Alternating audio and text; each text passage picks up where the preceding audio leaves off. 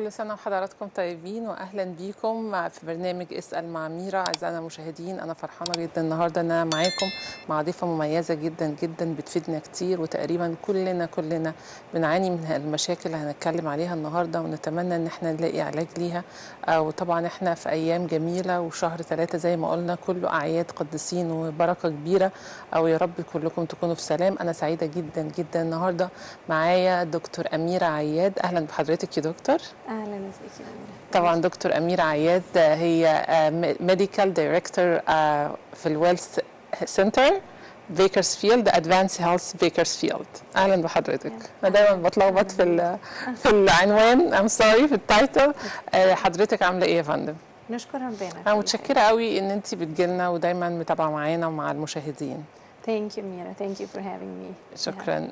دكتور حضرتك طبعا ميديكال دايركتور في ويلث هيلث سنتر كبيره، فعايزه اعرف الحالات اللي بتشوفيها بتكون ايه قبل ما نتكلم على الكومبليكيشنز بتاعه السمنه او الاوبيسيتي. الحالات اللي بنشوفها بتجيلنا السنتر علشان ريفيرد للامراض السمنه، فبيبقوا عندهم مشاكل او يعني complications من الوزن، زياده الوزن. بيبقى في منهم حالات بنتابعها ميديكال، وبيبقى فيهم حالات سيرجيكال علشان اي حاله علشان تتحضر للجراحه بتعمل 6 شهور ميديكال ويت مانجمنت قبل ما الانشورنس يوافق على يعني اي عمليه لانقاص الوزن يعني. فدي الحالات يعني اللي بنشوفها في الويلنس سنتر. طيب هل السن ليه عامل في السمنه ولا لا؟ السن حاجه من يعني one of the factors يعني. السن بيبقى من ضمن الفاكتورز، بس في فاكتورز ثانيه كتيره يعني. الجينات الوراثيه، طريقه اللايف ستايل اللي احنا بنعيشها، الحركه والرياضه بتاعتنا، يعني في فاكتورز كتيره للسمنه طبعا. طيب احنا عايزين نتكلم على اول حاجه الكومبليكيشنز. لو انت يعني جسمك مليان زياده عن اللزوم، بيبقى فيه طبعا يعني معاناه في الصحه نفسها، مش كشكل بس، لا ده في الصحه نفسها. ايه المعاناه او الكومبليكيشنز اللي ممكن تحصل لاي حد؟ السلايدز بتاعت الاوبيزيتي complications هي بتلخص يعني حاجات كتيره من اللي احنا يعني نفسنا نتكلم عليها النهارده. من اول ما نفكر في مشكلات التنفس او يعني اللي بتحصل منها زي السليب ابنيا اللي هي توقف التنفس وقت النوم. دي مشكله كبيره. انكريز الريسك انه يبقى في زياده ريسك للهارت ديزيز، انه اي حد يجيله انكريز ريسك انه يبقى عنده MI like myocardial infarction، يعني جلطه في القلب او ستروك او اي حاجه من الحاجات دي. المشاكل اللي بتحصل مع الكبد اللي هي بنسميها تجمع الدهون على الكبد، ومشاكل كتيره اللي بتحصل من الموضوع ده. مشاكل الجول بلادر، المراره والجول ستونز. المشاكل اللي بنشوفها في انكريز الريسك بتاع الكانسر. دي مشكله كبيره، في انواع معينه من الكانسر بتزيد مع الوزن. فيعني من فوق لتحت يعني البني ادم مع زياده الوزن بيبقى عنده مشاكل كتيره. طبعا موضوع المفاصل ده حاجه يعني كلنا ممكن نحسها رايت اواي. اول ما حد بيزيد 10 15 باوند ممكن يحس على طول بفرق في الركب، في الهيب جوينت، في الحاجات اللي هي في الظهر. طبعا مشاكل الباك بين، فدي كلها مشاكل ريليتد للامراض السمنه يعني. اوكي، عشان كده لازم طبعا ناخد بالنا. بس قولي لي، نبتدي مثلا بالسليب ابنيا. هل ده ليه علاقه بالسنورينج ولا ده حاجه تانية؟ السليب ابنيا من الحاجات المهمه قوي ان احنا نعرف ازاي ممكن نشك انه الشخص ده عنده مشكله في التنفس بالليل. فممكن الشخص نفسه يبقى عنده سليب ابنيا بقاله فتره وما يعرفش ان هو عنده سليب ابنيا.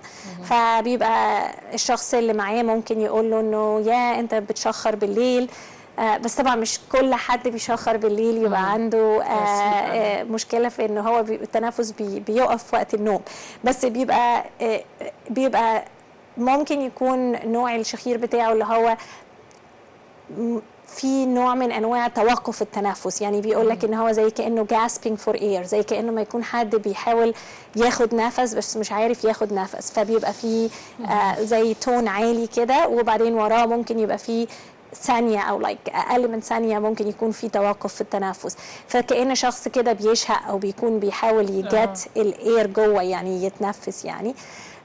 الشخص ده كمان ممكن يكون حاسس انه تعبان، يقول لك مثلا انا بشرب 5 6 قهوه في اليوم لان انا بحاول اصحى، لان انا مع ان انا نمت 8 ساعات او 7 ساعات، بس هو بيبقى متخيل او هي متخيله انها نامت بالليل بس ما بتبقاش نامت بالليل. بيبقى الواحد متخيل انه نام بس لانه ما وصلش اكسجين كفايه طول الليل، عشان كده هو بيحاول يجاسب فور اير او بيحاول يبقى عنده kind of الاحساس ان هو بيحاول يتنفس بصعوبه بالليل ده، بس ما بيبقاش اخد enough oxygen through the night، فبيبقى تاني يوم الشخص تعبان. ساعات بيبقى معاها صداع في وسط اليوم، ساعات بيبقى معاها ممكن حد ينام وهو سايق فيحصل طبعا مشكله وحوادث وحاجات كده. بيبقى كمان ممكن يحصل مشكله في ضربات القلب، لانه القلب بيحاول يدي اكسجين للجسم بس مش قادر يعمل ده. فدي كلها حاجات بتعمل المشاكل دي. بس ممكن شخص ما يعرفش ان هو عنده سليب ابنيا بس يبقى عنده سليب ابنيا. اوكي. طب وازاي نعرف برضو لما يلاقي نفسه بينام مثلا وهو سايق، لان اكيد وهو نايم مش بيحس؟ لما يبتدي الشخص دوت يسمع من اللي حواليه انه ده في صوت الشخير ده بقى عالي قوي، او بيبقى في توقف في التنفس بالليل، او يبتدي يحس ان هو تعبان ازيد من العادي او كده، يبتدي يقول للدكتور بتاعه، بيبعته يعمل حاجه زي سليب ستادي. بيروح في معمل سليب ستادي ينام اوفر نايت، وبيوصلوا اجهزه وحاجات كده علشان يشوفوا ازاي الاكسجين ثرو ذا نايت، وبالتالي لما بيبقى في مشكله يعني الاستادي بتاعته بتبان ان هو عنده obstructive sleep apnea، بيتشخص انه عنده مشكله في التنفس ويبتدي يتعالج من الموضوع ده. اوكي طيب ممتاز. يعني اي حد بيحس ان هو مش بينام كفايه الافضل ان هو بيروح يسال دكتور على سليب ابنيا. هل هي بروسس صعبه جدا او بروسيجر صعبه ان هو لا، اغلب الانشورنس بتغطي موضوع السليب ستادي ده، بيروح معمل بيبقى اوفر نايت، في منهم ماشينز ممكن تتبعت البيت ويعملوا ويبعتوا القرايه للدكتور اللي بيقرا السليب ستادي بتاعته. حسب الانشورنس بيغطي ايه، بس بيتعمل سليب ستادي.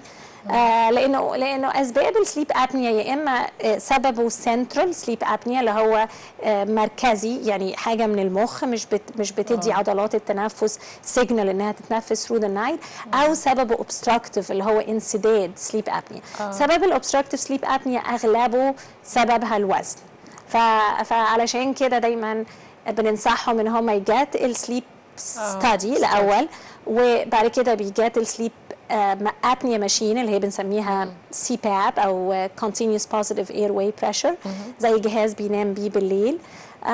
وبننصحهم ان هم ينقصوا الوزن، لانه اول ما الوزن بيزيد والبني ادم يعني بيوصل للوزن اللي هو عايز يمنتين لونج تيرم، ممكن يعيد تاني السليب ستادي. ولو السليب ستادي شوينج انه خلاص بعد ما نقص الوزن التنفس بتاعه بالليل بقى طبيعي، بالتالي ما بيبقاش محتاج اني مور ان هو يكيب السي باب يعني. اوكي طيب السليب ابنيا دي بيحطها بقى كل يوم الجهاز ده، ولا هي مره واحده علشان يعرف الريزولت وبعد كده يعالجها؟ لا، هو ما بيتشخص بالسليب بالجهاز ده بعد ما بيبقى خلاص اتشخص انه عنده سليب ابنيا. الانشورنس بتديله الجهاز دوت وبينام بيه كل يوم بالليل. فمش مرة واحدة يعني هي كل مرة بينام لازم يلبس الجهاز ده، لأن هو لو ما لبس الجهاز دوت مش بيقدر يفضل. هو الجهاز ده فكرته إنه بيدي positive pressure، بيدي هواء جامد اوكي، بحيث إنه يفضل فاتح الاير واي بالليل، فالشخص ده يوصل له أكسجين للجسم كله فيعالج المشكلة دي. فمش يعني كل مرة بينام بالليل بيفضل لابس الجهاز دوت. اوكي. طيب خطورة بقى ان انا ما اكتشفش الموضوع ده او يعني اتجاهله لان انا خايفة من الجهاز ده او حاسة ان انا ممكن ما اكونش مرتاحة في النوم في اي وقت، ايه الخطورة؟ هل في خطورة ولا كده كده هو مش عارف هيعيش كده وخلاص؟ او هي صح؟ سواء هو او هي يس. أه. المشكله انه لما مش بنعالج السليب ابنيا ليها مخاطر كبيره جدا. يعني ممكن واحد ممكن he can die through his يعني sleeping، يعني ممكن يوقف تنفس خالص بالليل ويحصل مشكله. دي طبعا ممكن تبقى the worst complication. لكن مشاكلها على القلب كبيره جدا. يعني الناس كتيره اللي بتخش في حاجات زي الايفib اللي هي ضربات القلب السريعه، عدم انتظام ضربات القلب، المشاكل دي كلها بتبقى untreated sleep apnea، عنده sleep apnea وما تعالجش وبالتالي أثر على القلب، فبالتالي بيبقى عنده ضربات القلب مش منتظمة، فممكن يثرو blood clot، يعني يبعت أي جلطة للرئة للمخ لأي حاجة، فيزود الريسك بتاع الجلطات. وبعدين الشخص ده يضطر بعد كده انه يفضل على بلاد سينر ومشاكل زي كده. كان ممكن يتجنبها من الاول ان هو يجيب السي باب. ودايما حتى لما بيبقى عندنا شخص بيحاول يشتغل انه ينقص الوزن بتاعه، بننصحه انه يلبس السي باب ماشين بتاعته بالليل. اوكي لو هو عنده سليب ابنيا. طبعا لو اصلا ما يعرفش ان عنده سليب ابنيا ولا لا، انه يعمل سليب ستادي، ولو هو عنده سليب ابنيا يلبسها ويبتدي يشتغل انه ينقص الوزن بتاعه، وبعد كده بقى يعيد السليب ستادي وممكن يجات اوف السي باب. بس طول ما الشخص بيحاول يشتغل انه ينقص وزنه it's good to use a CPAP machine، لانه لو ما عندوش oxygen through the night الميتابوليك ريت بتاعه بيبقى واطي، فبيبقى اصعب عليه ان هو يشتغل على موضوع الوزن بتاعه. طيب يعني يا ريت اي حد حاسس ان هو مش بيجيت enough sleep، هو ده يعني نمبر 1 مثلا ساين ان انت ممكن تكون عندك مشكله. بالظبط، ان هو يكون تعبان حتى لو حاسس انه دخل ينام 6-7 ساعات، حد بيقول له انه بيشخر، ان هو بيبقى مرهق طول اليوم، ان هو يعمل موضوع السليب ستادي، خصوصا انه لو كان عنده الريسك فاكتور دوت انه وزنه اوريدي مش في النورمال رينج، فدوت بيزود الريسك ده. يا ريت طبعا ما نكسلش، ويا ريت يعني كل واحد يسأل الدكتور بتاعه إذا كانت سيدة أو رجل.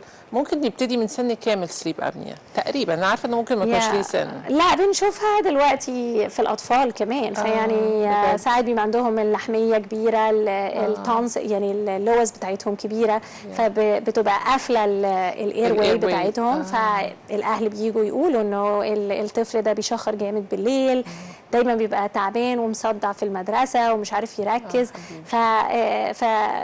دول ممكن يبتدوا حتى بدكتور ENT يبص على اللوز، يبص على الاير واي بتاعهم. وساعات بيبقوا مش محتاجين سي باب، بيبقوا محتاجين سيمبلي ان هم يشيلوا اي حاجه عامله اوبستراكشن، يعني سد الاير واي بتاعتهم، ودي تكون حلها يعني الموضوع ده، لانها بتبقى اوبستراكتيف سببها حاجه قافله الاير واي. قافله الاير واي. هل في سن تقولي تو ليت انه يتعالج في الموضوع السليب ابنيا ولا كله ليه علاج؟ لا it's at any age، يعني ما فيش سن معين المفروض نوقف ان احنا نفكر في السليب ستادي. اي حد عنده ريسك فاكتور needs to get sleep study done. That's amazing. Thank you so much. أول مرة نتكلم عليها قد إيه هي حاجة مهمة وتقريبا ناس كتير بتتجاهلها.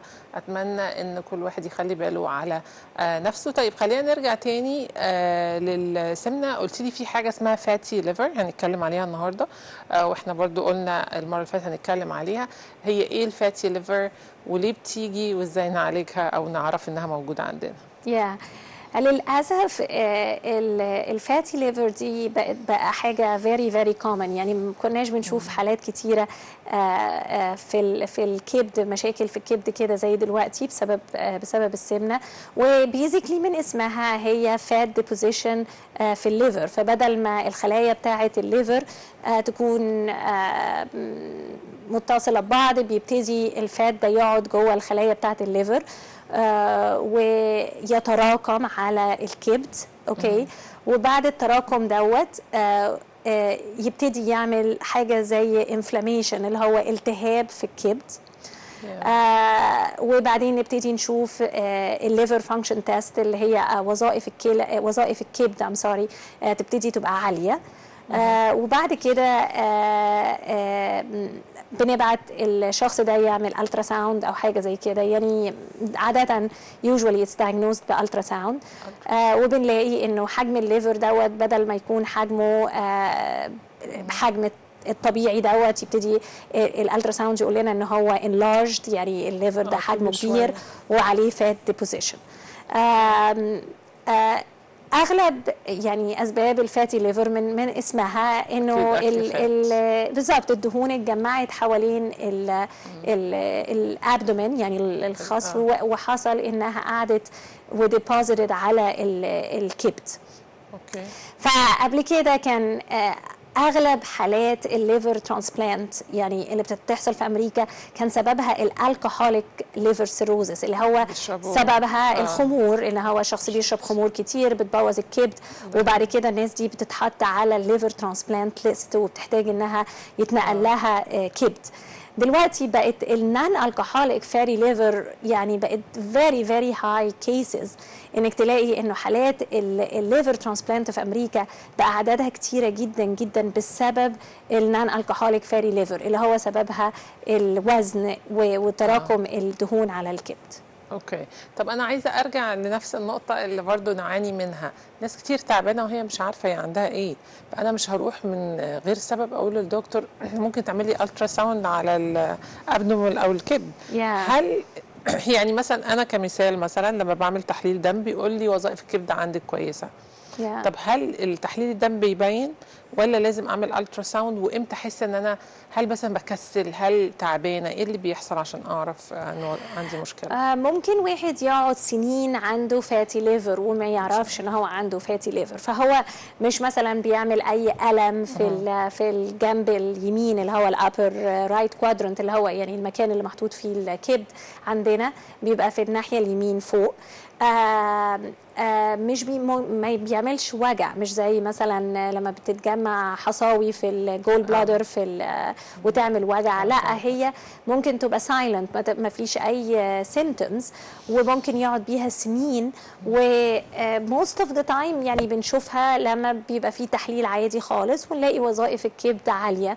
فساعتها الدكتور بيسال مثلا هل بتشرب الكحول كتير او حاجه زي كده، فلو الشخص دوت مش شاكك ان هو في سبب من الخمور سايبه يعني عامله اثر على الكبد، بيبتدي يفكر ساعتها لو كان وزنه عالي او اغلب وزنه متجمع في الجزء ده، بيبتدي يعمل له ساعتها الترا ساوند. فهي مش حاجه روتين ان كل واحد يروح يعمل الترا ساوند على الكبد بتاعه، بس لو عنده الريسك فاكتور دوت وظائف الكبد بتاعته عاليه، بعد كده بيبتدي ممكن يحس انه فاتيجد، ممكن يحس انه لما يزيد قوي حجم الكبد ممكن يبتدي يعمل ديسكومفورت وشويه الم في الجزء ده بسبب الحجم بتاع الكبد، بس مش بسبب ان الفات بيوجع، يعني it doesn't hurt، بس الليفر لما بيبقى enlarged بس دوت بيبقى really يعني ليت، ومش هو ده الكومن symptoms، يعني ممكن ما يبقاش فيه اي اعراض ليه ويكتشف كده accidental finding يعني. طيب هل ليه علاج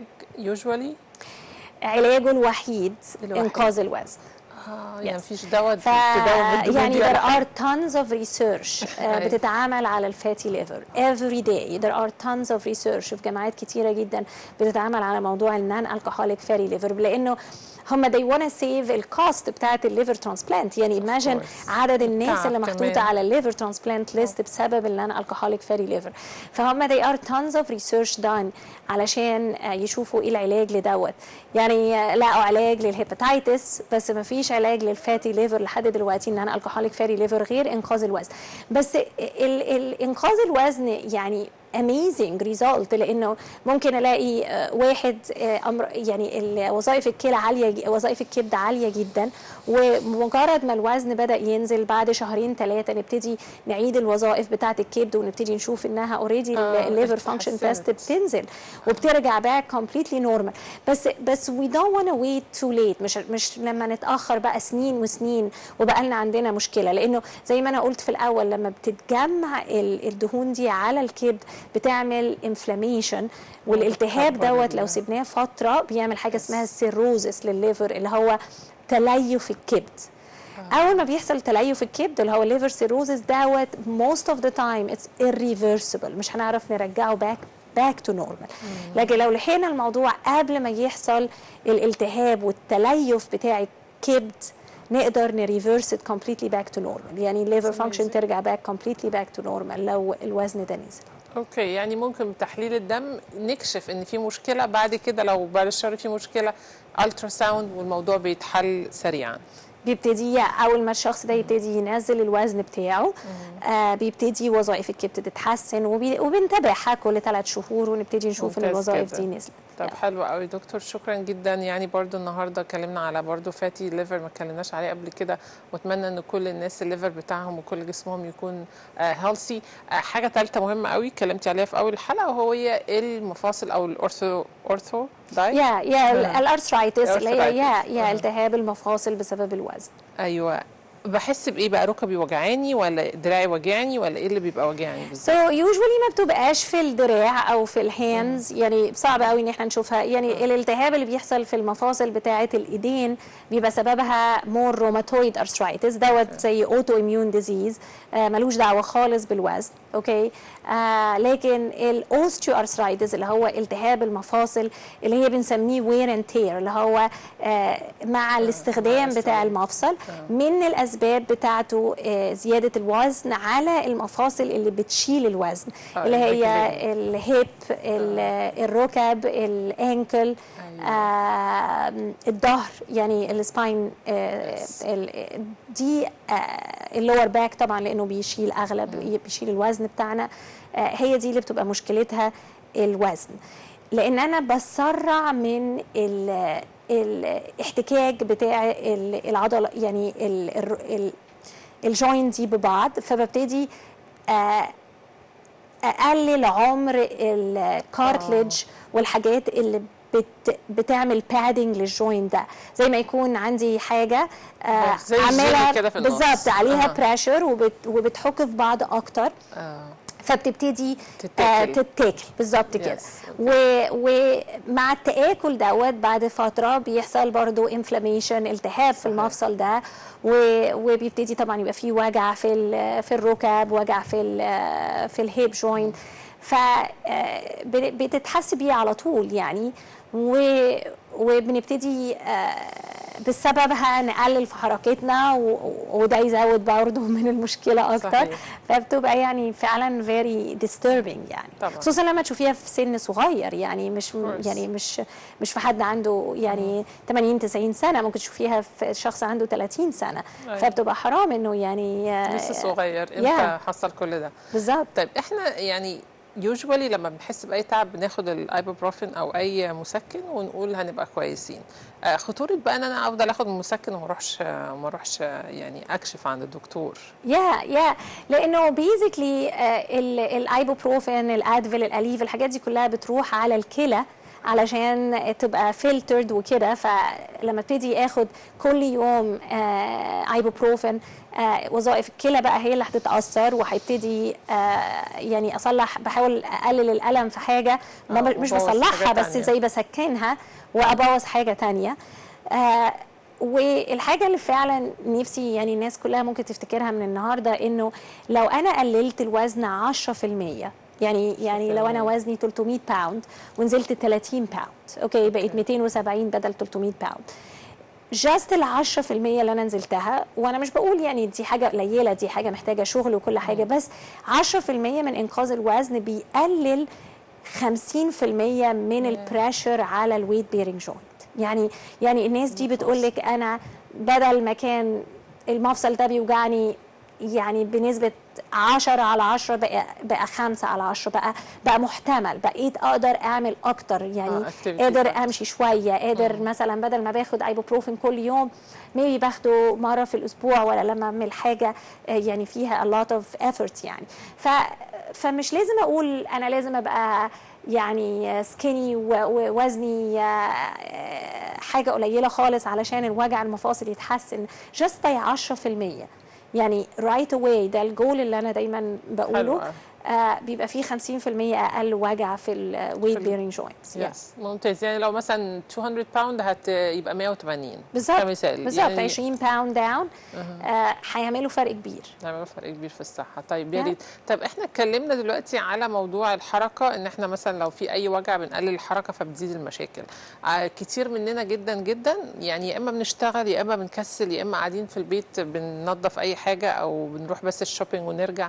عايزه اعرف احنا يعني الاستراتيجي بتاعت الرياضه والاكسرسايز مش موجوده عند ناس كتير. مهمه قد ايه وخطورتها قلتها خطيره قد ايه؟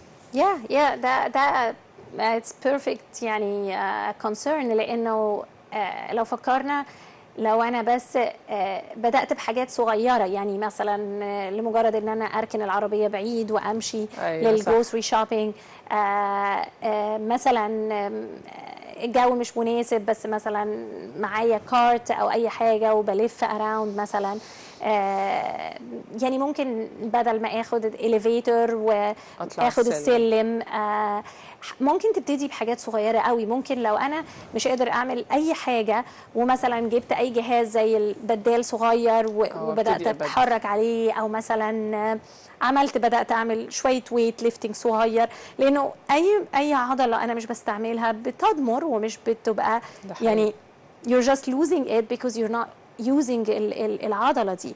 فالمشكله بتبقى اكتر واكتر وبيبقى فيه وجع اكتر لانه العضله دي مش مستخدمه، فبيبقى فيها اكيد طبعا اضعف من عضله تانية بتستخدم، فالمشكله بتزيد. فمش لازم اكسكلود الاكتيفيتي خالص. الناس كتير قوي بتعمل فيزيكال ثيرابي في الميه وده بيعمل نتيجه كويسه جدا. وممكن اسال الدكتور بتاعي انا عايزه ريفيرال فور فيزيكال ثيرابي اكواتيك ثيرابي. الاكواتيك ثيرابي از اميزنج. يعني في ناس جاست بتعمله عشان ظهرها وبعد كده ممكن تعمل اشتراك في المكان بتاع الفيزيكال ثيرابي ده بحاجه صغيره كل شهر وتكمل ان هي تروح للفيزيكال ثيرابي ده. بيبقوا مبسوطين جدا لانه مجرد ما هم مش حاطين وزن على العضله دي يعني او على المفصل ده، خصوصا في الركب او في الهيب، فبيبتدوا يفضلوا يمشوا رايحين جايين في البول، يعملوا الاكسرسايز بتاعتهم في البول ومش محتاجين فيزيكال ثيرابيست. يعني هم بعد ما بيقول لهم التمرينات دي ويعملوها في الميه بيقدروا يكملوها بعد كده وبيحسوا بفرق جامد. That's amazing. I never heard of it. بس أنا عارفة إن السويمنج بول حلوة قوي للظهر وللجوينت والحاجات دي. absolutely. لأن أنا مش حاطة الوزن على المفصل ده وفي نفس الوقت بقوي العضلات بتاعته. وبرده ما فيش أي سن ريستريكشنز خالص يا جماعة، خالص نهائي. وهتلاقي هيتد بول في أماكن كتيرة، وهتلاقي في الصيف يعني ممكن كتير الناس يبقى عندها اكسس اكتر للبول. بس يعني لازم ناخد اي ستيب. يعني generally speaking لإنقاص الوزن أنا محتاج 5 ساعات في الأسبوع كارديو. اوكي، غير الويت ليفتنج. يعني لو بعمل ويت ليفتنج ممكن اعمل ازيد من كده، بس 5 ساعات ده لو انا actively trying to lose weight. لو انا بمنتين الوزن بتاعي يعني جاست عايزه احافظ على وزن انا وصلت له، 2.5 ساعات في الاسبوع. اوكي، ده مينيمم ريكوايرمنت.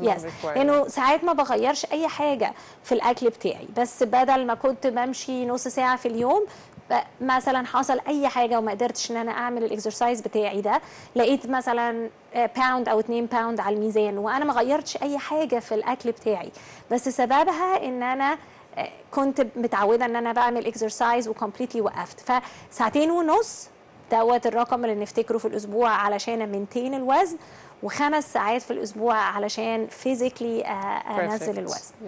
طيب ده كلام ممتاز جدا يا جماعه، واتعلمنا النهارده حاجات كتير قوي. ممكن ناخد ساره ونكمل بعد كده تاني. اتفضلي يا ساره. الو، مساء الخير استاذه ميرا. مساء الخير دكتور. انا كان عندي سؤال حضرتك. انا ابني عنده 9 سنين وكل ما بعمل اللاب ورك بتاعه بتطلع الليفر انزيمز بتاعته عاليه شويه عن العادي. يعني الاي ال تي بيطلع 33 والاي اس تي 29. فانا مش عارفه، يعني عملتها كذا مره every time I repeat it's in the same range. فمش عارفه ايه راي حضرتك ده. حاجه should I be concerned? Should I take further action or I'm not sure? شكرا على السؤال. Thank you for your question. And I would definitely encourage ان انت تطلبي من الدكتور بتاعه ان هو يعمل الترا ساوند على الليفر، جاست لمجرد يعني السونوجرام دوت هيساعدك ان انت تعرفي اذا كان في اي فاتي ليفر او حاجه. هل هو وزنه طبيعي ولا هل هو في اي زياده في الوزن؟ هو الحقيقه وزنه في يعني within the range بتاع السن بتاعه، بس في ال 97 percentile، يعني هو في الهاي.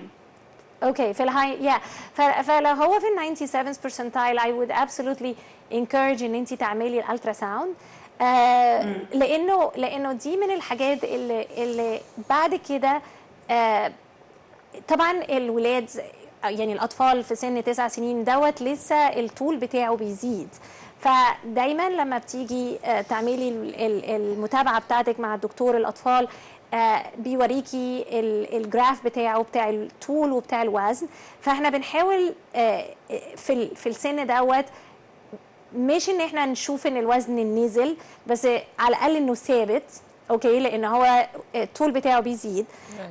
فده بيساعد ان دوت يعوض الموضوع الوزن وتجمع الدهون في الجزء ده، ومتابعه انه حتى لو انا عرفت ان هو عنده فاتي ليفر على الاقل ابقى فاهمه ايه سبب ان الوظائف الكبد يعني عاليه شويه، وابتدي بعد كده اتابع انه مثلا لو هو بيطول ووزنه ثابت او مثلا نزل حاجه صغيره او اي حاجه بعد مثلا 6 شهور او حاجه، اتابع تاني واتاكد ان الوظائف الكبد نزلت باك تو نورمال يعني.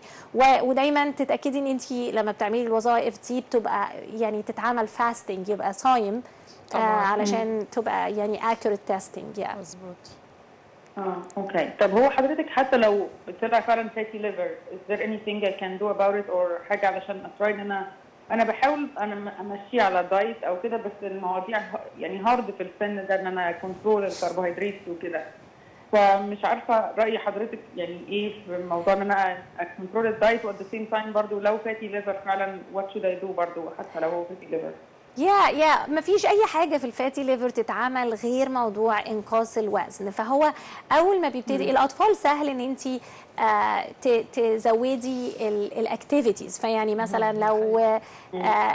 لو يو جاست انكورج ان هو يبقى اوت دور اكتر ويعمل رياضه اكتر وات ايفر هي لايكس، يعني ممكن يكون سيمبلي جاست عايز يعمل بايكنج او مش لازم حاجه سبيسيفيك يعني اي حاجه رياضه بينبسط فيها، ومعاها البيت كله بيبقى ماشي على نفس الحاجه. فلما مثلا مش هيلاقي حاجات معينه يعني مش عايزينها تبقى موجوده في البيت، خلاص هيبقى يعني اتس ايزي تو كنترول حد 9 سنين عن انك مثلا يعني تين ايجر بيبقوا ممكن ياكلوا بره اكتر عن حد ممكن يبقى بياكل في البيت اكتر، حتى لو هياكل مره بره او اي حاجه، بس يو كان كنترول الاوبشنز بحيث انها يبقى كل البيت متابع حاجه هيلثي، فيبقى شايف انه يعني هو بيعمل حاجه زي كل الباقي، مش حاسس ان هو محروم من حاجه معينه، لان في الاطفال دي اهم حاجه.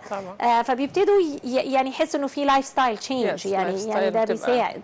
البيت كله لازم يمشي عليها طبعا عشان بالظبط لان دي حاجه بتساعد. بس هو فعلا ما فيش اي حاجه تتعمل في موضوع الفاتي ليفر ده غير موضوع انقاص الوزن. بس اتس اميزنج قد ايه مجرد ما بيبقى في كنترول للموضوع ده الارقام بتنزل على طول، يعني اتس سو ايزي تو سي نمبرز داون يعني. مظبوط. ساره الف سلامه على ابنك وان شاء الله يبقى كويس. ثانك يو ثانك يو فيري ماتش. ثانك يو. طب احنا اتكلمنا على اللايف ستايل بتاع البيت، ده مهم جدا جدا. الناس لو ما شربتوش بيبسي واكلتوا شيبسي، ويعني انتوا كمان تحافظوا على صحتكم وصحه الاطفال لان خطر جدا طبعا على الاطفال، فممكن تكلمينا على اللايف ستايل شويه. هو في الاطفال وفينا كلنا يعني بيبقى في زي حاجات بنبتدي بيها جرادوال، يعني مش لازم نبتدي حاجه drastic change، يعني عارفه like one step at a time، علشان ما احسش ان انا يعني عندي اسبوع كويس قوي والاسبوع اللي وراه انا completely out of it يعني. فممكن نبتدي بخطوات صغيره، يعني مثلا سهل قوي انه حد في الاول يغير اي حاجه بيشربها ويبقى more like sugar free drinks، يعني دي سهله، يعني ممكن كريستال لايت، فليفرد واتر، اي حاجه من الحاجات دي، بس ما تكونش فيها سكريات. يعني ابص ان هي تكون زيرو شوجر او زيرو كارب. ابتدي مثلا الخطوه اللي وراها اقول مثلا اوكي انا مش هعمل رز او كده، هبتدي اعمل مثلا الكالي فلاور رايس او الحاجات اللي هي معموله من الخضار والحاجات دي.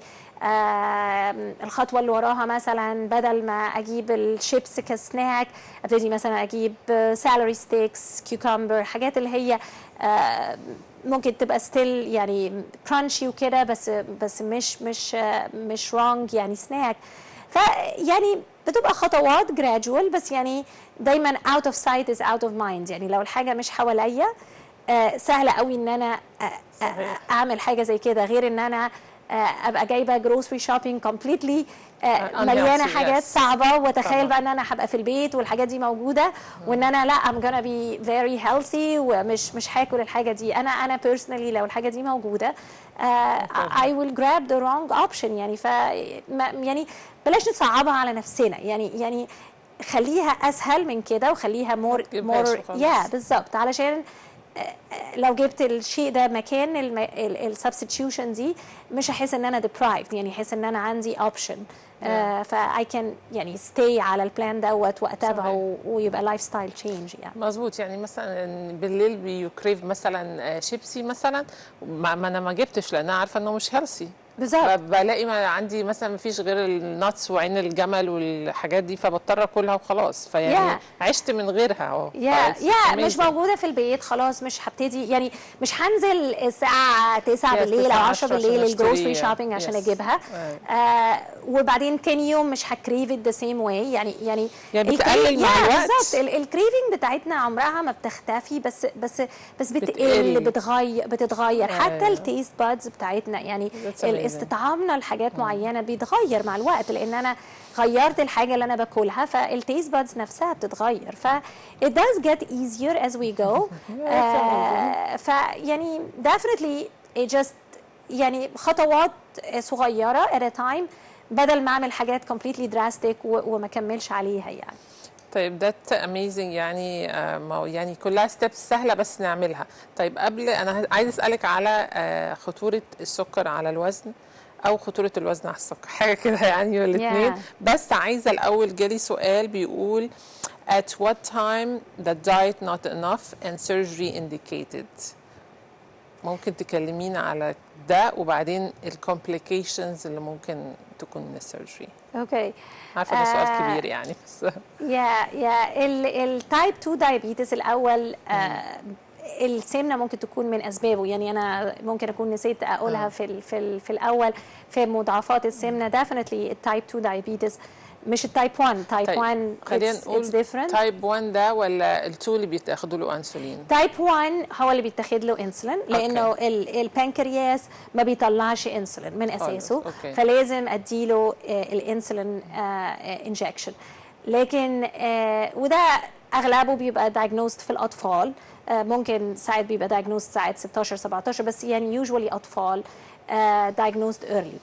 التايب 2 دايابيتس بدأنا نشوفه في التين ايجر و18 و19، بس دوت مش البنكرياس ما بيطلعش انسولين.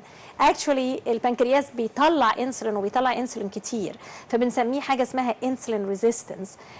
معناها انه الخلايا بتاعتي ما عادتش بتسمع للانسولين، بقى عندها زي ما يكون في طرش كده، في دافنس، مش سامعه للانسولين. فانا دلوقتي مثلا اكلت حته عيش، والمفروض ان البنكرياس بتاعي يطلع انسولين علشان يميتابولايز الكربوهيدرات اللي انا اكلته دوت، لكن انا عندي انسولين ريزيستنس بسبب زياده الوزن.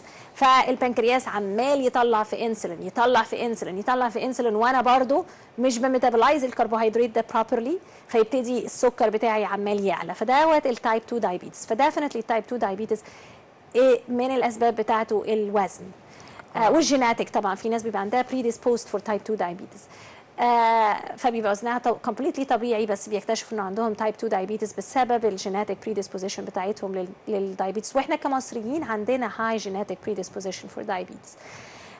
ولما ناس كتيرة قوي بتبتدي تشتغل على الوزن بتاعها وتقل الوزن بتاعها وتغير في طريقة الأكل بتاعتها وتقلل الكربوهيدرات، ممكن completely يكيور الدايابيتس، يبقوا completely normal، هيموجلوبين A1C والدايابيتس بتاعتهم تبقى completely cure. يعني عندنا عيانين كتير قوي بيجوا العيادة وبيبقوا على انسولين تايب 2 دايابيتس، بس على انسولين، لأنه لو أنا في تايب 2 دايابيتس حطيت العيان على 3 أدوية أورال وبرده السكر بتاعه مش متنظم، لازم ازود حقن الانسولين للموضوع ده، والانسولين بيزود الوزن اكتر كمان. فاحنا بنحاول ان احنا ما نزودش الانسولين رايت اواي في تايب 2 غير لما نكون خلاص فشلنا في الادويه الاورال يعني.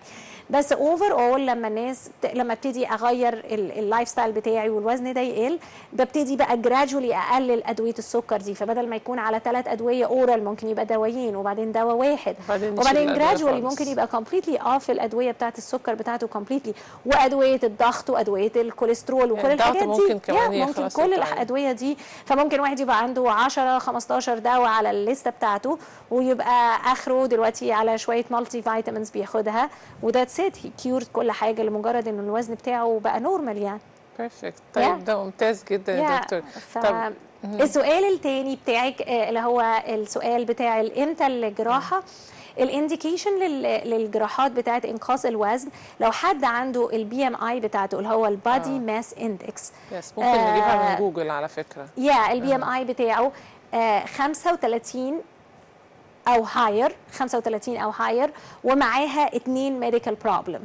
يوجوالي الميديكال بروبلم دي دايابيتس، هايبرتنشن، ضغط، هايبرليبيديميا، زياده الكوليسترول، وسليب ابنيا. حاجتين 2 من الاربعه دول. اوكي، مش البري دايابيتس، الدايابيتس. اوكي، فلو حد 35 ان هاير وعنده 2 كوموربيديتي من الاربعه دول، او لو حد عنده بي ام اي of 40 and above من غير اي comorbidity he will qualify او she will qualify for surgery. فلو البي ام اي 40 فما فوق الشخص دوت is a candidate for bariatric surgery. اوكي. فامتى بقول ان اللايف ستايل او الدايت بتاعي ده ما نفعش؟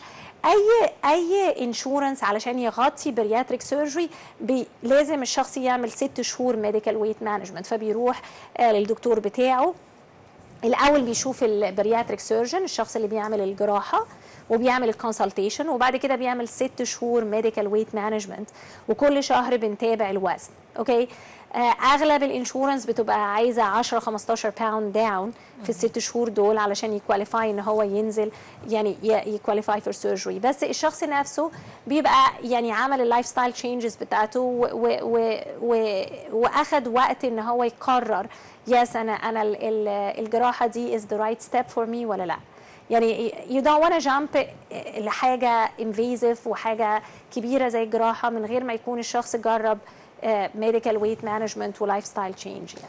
طيب بعد الجراحة بقى الناس يعني متخيلة انها هتاكل تاني طبيعي ولا هتقلل شوية ولا نفسها هيتسد كده يعني اوتوماتيك طبيعي برضو من غير حاجة، ولا هتبقى إرادة ولا تشالنج؟ ايه اللي بيحصل بعد العملية؟ طبعا حسب العملية، لكن لو العملية سليف جاستراكتومي اللي هي يعني بتقص جزء من المعدة، ممكن جدا ان الشخص ده يعني يفضل لو ما غيرش اللايف ستايل بتاعه وبوشت هيم سيلف ان هو ياكل باك كميه اكبر، ممكن يسترتش يعني المعده دي تاني وترجع باك نفس السايز بتاعتها او اكبر قبل العمليه. فلو هي باي باس سيرجري يعني عملوا زي عدوا يعني المعده most of the time يعني لانها بيبقى في مال ابزوربشن، يعني في حاجات من الحاجات اللي احنا بناكلها مش بتبقى absorbed والجسم مش بياخدها. most of the time الريزلتس بتاعتها بتبقى sustained اكتر من السليف جاستراكتومي. بس برضو بيبقى في حاجات لو انا لسه باخدها بكت يعني بكميه كبيره ستيل في جزء منها هيبقى ابزوربد، فالوزن برضه هيبتدي يزيد تاني. فيعني ممكن نشوف زياده الوزن بعد الجراحه دي او دي، فيعني unless انا عملت اللايف ستايل تشينج بتاعي مش it's not a permanent fix لو انا ما غيرتش اللايف ستايل بتاعي معاها. طب في حاجه اسمها تامي تاك كمان صح؟ التامي تاكينج ملوش دعوه بتغيير الجهاز الهضمي بتاعي. التامي تاكينج مور لايك لكميه الدهون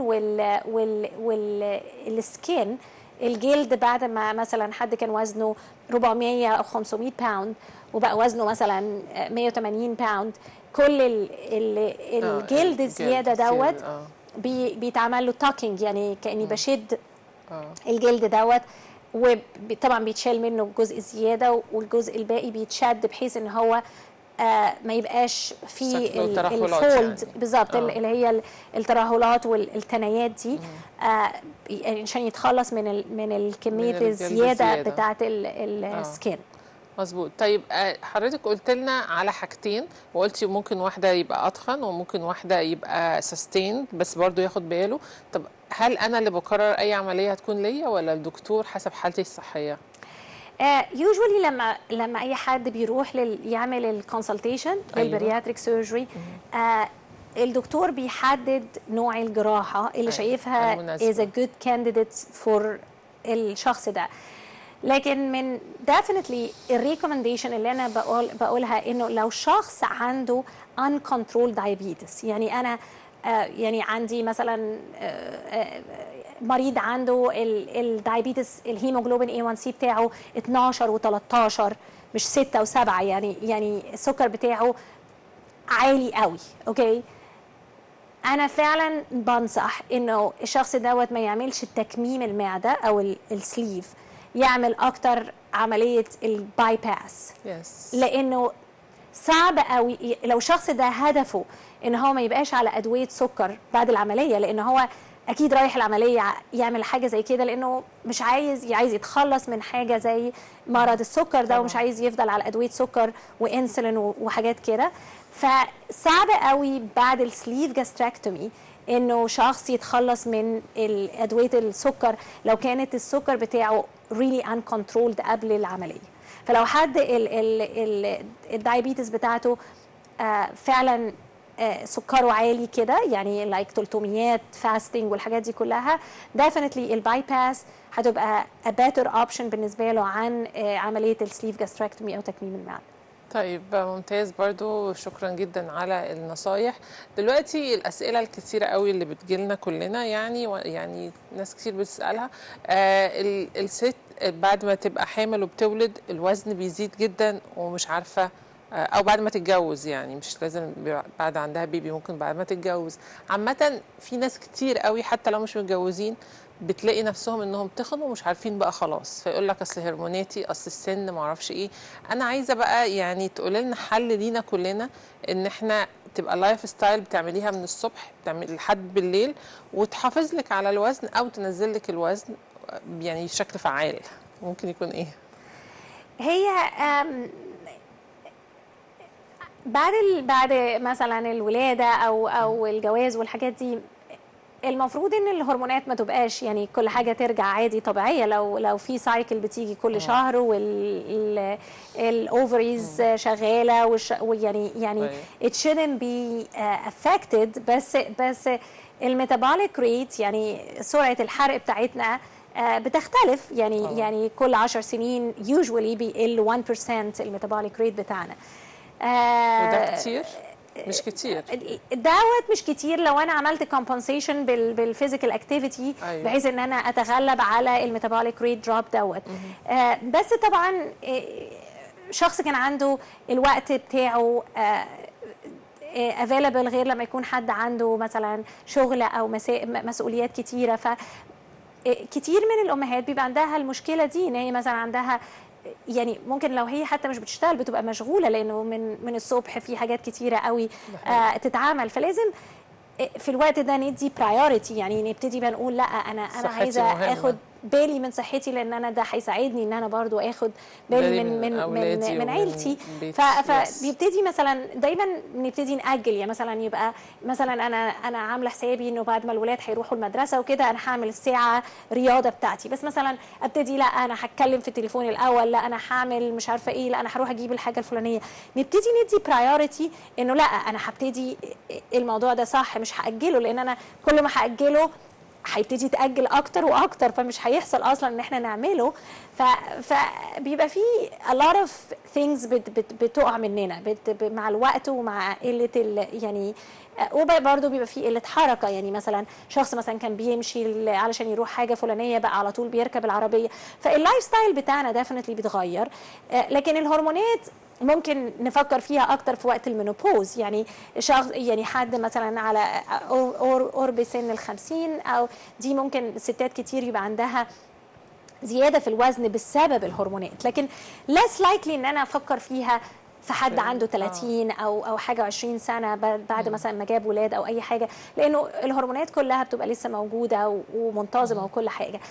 لكن في سن 50 او في الوقت اللي بيبتدي الهرمونات دي تبقى مختلفه، في سنه سنتين والجسم بيبتدي ادابت بعديها، بس دي فيها وقت بيبقى فيها صعوبه اكتر. فلازم برضو الشخص يعني عادة الستات في الوقت ده بتبذل مجهود أكتر من أي حد تاني علشان تقدر تأوفركم الهرمون تشينج اللي بيحصل دوت، وبرضه تزود في الرياضة، وساعات بيبقى مثلا في هوت فلاشز وحاجات كده بتخليهمش يقدروا يعملوا الحاجات بتاعتهم، بس برضه سنة سنتين والجسم بيأدابت للهرمون تشينج دوت. مظبوط. طيب يعني خلينا نتكلم سريعا بقى الحركة والفيزيكال اكتيفيتيز، بالظبط، الأكل الصحي، وممكن المديتيشن. بالظبط. ان انا ازود يعني زياده الستريس بتزود. يعني حد مثلا كان عنده 12 14 سنه ما عندوش نفس العدد الستريس اللي عند حد عنده 30 40 سنه. فعلشان اقلل الستريس ده زي ما بتقولي المديتيشن، ان انا اواك اوت دور، ان انا احاول ان انا اعمل بالظبط. ما نقدرش نشيل الستريس، بس نقدر نحاول نغير طريقه التعامل مع الستريس ده. ده حقيقي. فده بيساعد ان احنا نقلل الكورتيزول ليفل، السبايكس بتاعت الكورتيزول ليفل ده، لان الكورتيزول ده زي ما يكون بيعمل باز، بيوقف الحرق بتاعنا، لانه بيتخيل ان الجسم ده جوه فيه حرب، ولازم ان انا استخدم اي سعرات حراريه او فات موجود او اي حاجه عشان الشخص ده داخل يحارب.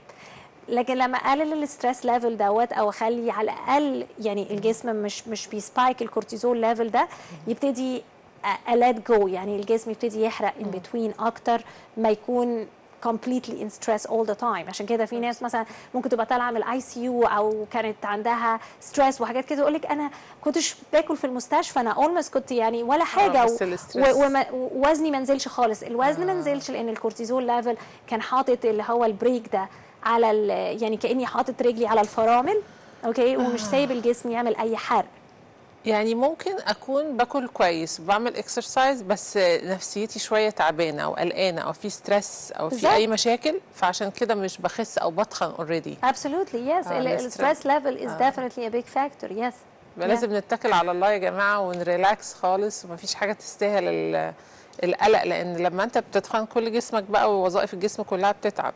Absolutely. طيب هو انا كنت عايزه اتكلم على الاطفال في حلقه لوحدها، بس عشان خاطر ساره اتكلمت عن الموضوع ده، أنا عايزة أعرف الأطفال اللي بيبقوا مليانين شوية وبيقول لك لا سيب الولد ياكل أو سيب البنت تاكل، خطورة وإن أنت طفل صغير يعني لسه ما كملش 10 سنين ومليان، فممكن تكلمينا إزاي نحافظ على صحة أطفالنا؟ دي حاجة مهمة، لأنه يعني حرام لما نبتدي نشوف ولاد صغيرين على أدوية ضغط ودايبيتس وكوليسترول وهم 17 و18 سنة. يعني it's heart breaking يعني.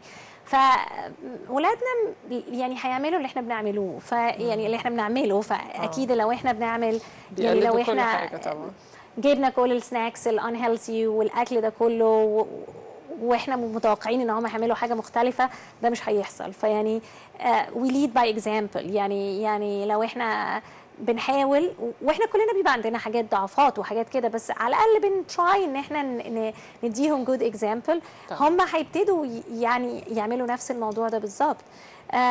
فالطريقه اللي احنا بناكل بيها نقدم انفولفد. يعني في ولاد كتير قوي تقول لك مثلا انا مش بحب الخضار ومش بحب الحاجات دي، ممكن ينزلوا جروسري شوبينج معانا ويبتدوا يختاروا. طب ما ممكن اعملها اير فراينج، ممكن اعملها جريلد، ممكن ابتدي احضر الحاجه بطريقه مختلفه والولاد يحبوها اكتر. مش لازم يكون بيحب كل الخضار، بس ميبي في نوعين يبتدي بيهم. فيعني جاست ناخد ستابس معاهم، نخليهم انفولد معانا اكتر. لو في وقت ممكن نخرج البارك، ممكن نبقى اوت دور اكتر، نعمل جيمز او اكتيفيتيز. يعني طبعا في كنايس ممكن نعمل بالظبط اكتيفيتي كتيره قوي، بدل ما نبقى قاعدين جوه قاعه مقفوله، نبتدي نطلع بره ونعمل اكتيفيتي اكتر. فالولاد سهل ان احنا نشكل حاجات كتيره منهم وهم صغيرين، لكن لو استنينا سنين بعد كده خلاص وجينا نغير في الموضوع ده هيبقى صعب قوي. لكن لو بدأوا وبعدين يعني ساعات بيبقى ما عندناش وقت، بس بنبوش الوقت بتاعنا ان احنا ناخدهم الاكتيفيتيز الفلانيه ونبوش دم. ميبي مثلا مش بيحب السبورتس دي بس بيحب حاجه تانية او بتحب حاجه تانية، ده هيساعد اكاديميكلي. احنا بنخاف على الدرجات بتاعتهم، بس لازم نخاف برضو على صحتهم. ونحاول، لانه ساعات ولاد كتير قوي ما بيبقوش ريدي ان هم يعملوا اي تغيير، بس لما بيبتدوا يحسوا ان كلنا بنعمل حاجه مع بعض بيتشجعوا. ولما بيحسوا ان احنا مش بنكريتيسايز them. يعني اوحش حاجه بتتعب قوي لما نبقى قاعدين في مكان مثلا وام مثلا تعالى شفتي اصلها زادت قوي، او مثلا دي لازم تتحرك. بلاش نعمل كده، لان ده بيبقى very harming، يعني مش بيساعد خالص، بيجيب نتيجه عكسيه كمان.